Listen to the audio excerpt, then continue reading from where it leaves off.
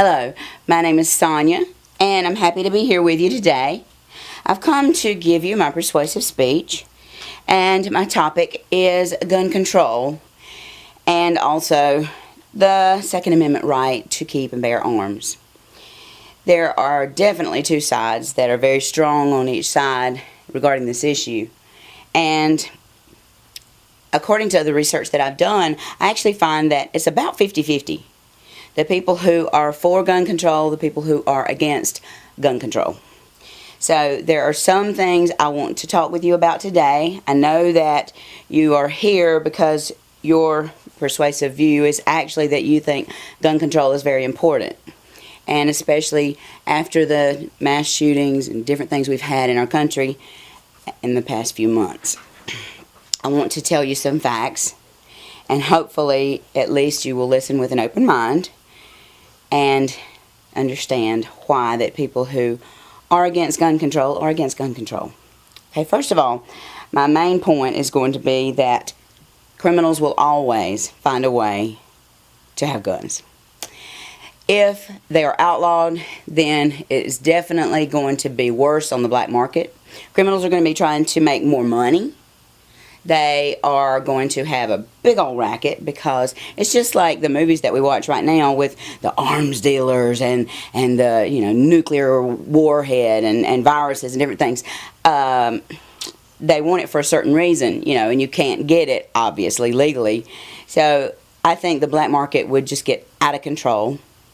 I think criminals will always have a way and a means to get the guns that they want, whether it's semi-automatic weapons, AK-47s, AR-15s, whatever they want, there's a way for them to get them. The only people who are going to be punished are going to be the law-abiding citizens like you and like me. So that is my main point today, and then everything else kind of stems from that. Crimes are often prevented by the deterrent effect if someone thinks the possibility is there that the victim has a gun, carries a weapon, then they're going to be less likely to actually make them a victim of their crime. Violent crimes are so prevalent in, for instance, the city of Chicago. It's one of the worst and most dangerous cities in our entire country. Typically, Detroit holds the title for the worst, but I have so many statistics that show you that just because there are more guns does not mean there are more crimes. Guns in the possession of citizens are an added protection against government tyranny. Our government, the reason that the Obama administration and our government wants to take away our guns is that they want to have more control over us.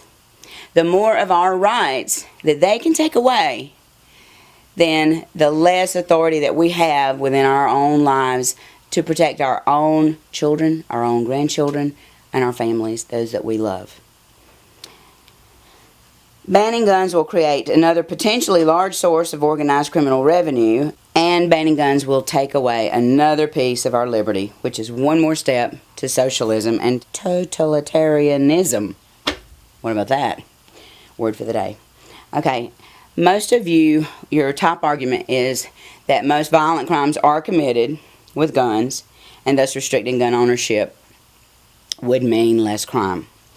I have so many statistics that say that's not true. Glenn Beck actually wrote a book called Control.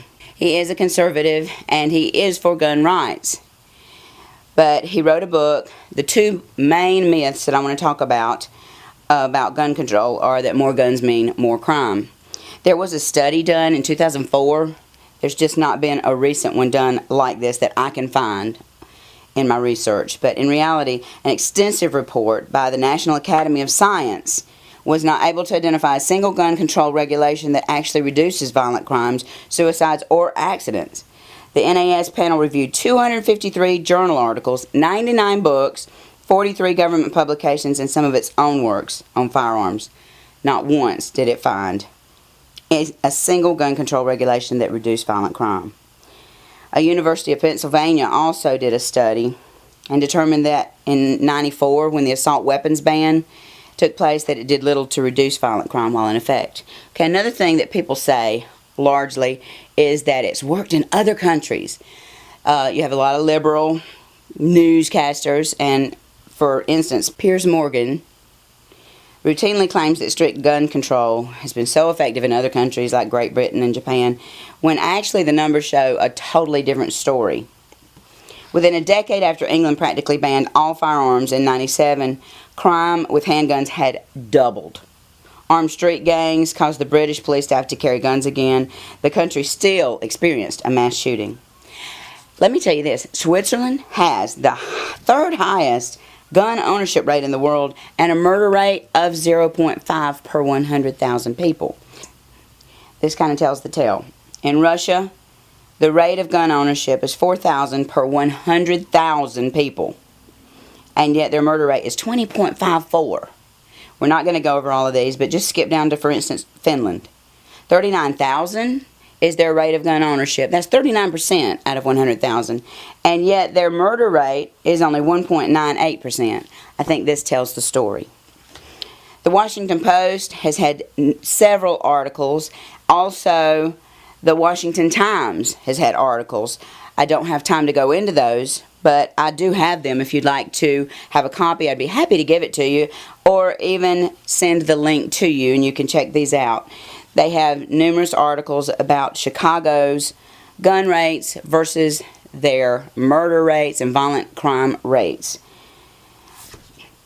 There was a SAFE Act gun control that was hastily passed in New York, where basically this poor librarian, his name was Lewis, 35 years old, got his guns confiscated from him by the police under police order, only to receive them back 2 weeks later because they had actually, just all they had on him was that he had previously had prescription drugs for anti-anxiety. Now, how many of you don't know at least one person, if not yourself, that has been on anti-anxiety or antidepressant drugs at some time or other?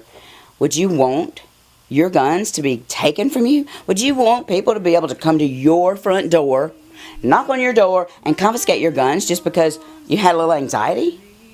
I think not. I want to end on a very positive note. This is very exciting news. One of the gun manufacturers, Bristol Firearms Manufacturer, PTR Industries, is moving to South Carolina. The reason is because the laws became so stringent in the state of Connecticut for gun control that it's just impossible for them to be there anymore. So they are moving to the great state of South Carolina, and that is going to bring us $8 million in revenue and provide 145 jobs. These people are going to make an average of $19.36 per hour, and this is going to help our industry.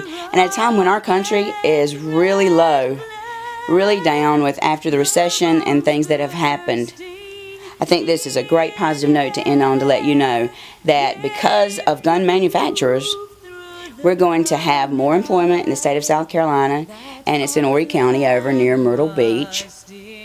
It is a great thing, and we will be able to purchase guns and protect our families, go hunting if we please. If you're against that, that's another story. But we do not want the government to control whether or not we do that. The more control they have, the less freedom we will ever have, and we cannot allow our freedoms to be taken away one at a time and our country to be turned into a socialistic country. Thank you for your time.